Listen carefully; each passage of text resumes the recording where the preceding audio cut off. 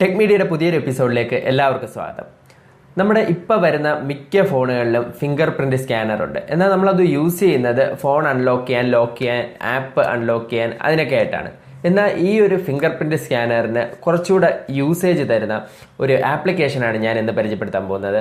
അതിനു മുമ്പായിട്ട് നിങ്ങൾ ഇതുവരെ ഈ ചാനൽ സബ്സ്ക്രൈബ് ചെയ്തിട്ടില്ലെങ്കിൽ ഒന്ന് സബ്സ്ക്രൈബ് ചെയ്യുക.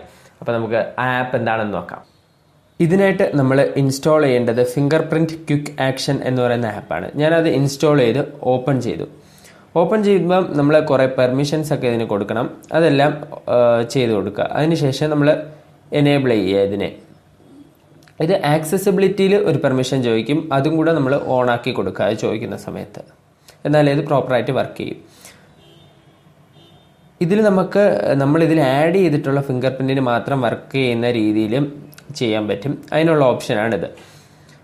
ഇവിടെ ചോദിച്ചിരിക്കുന്നത് സിംഗിൾ ടാപ്പിൽ എന്ത് സംഭവിക്കണമെന്നുള്ളതാണ്. ഞാനിവിടെ ഗോ ബാക്ക് എന്നാണ് കൊടുത്തിരിക്കുന്നത്.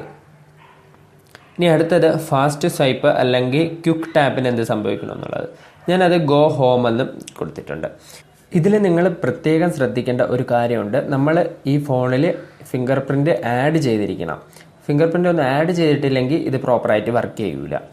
ഇപ്പം ഞാൻ ഇതിൽ സിംഗിൾ ടാപ്പിൽ ബാക്കും സ്വൈപ്പിന് ഹോമുമാണ് കൊടുത്തിരിക്കുന്നത്.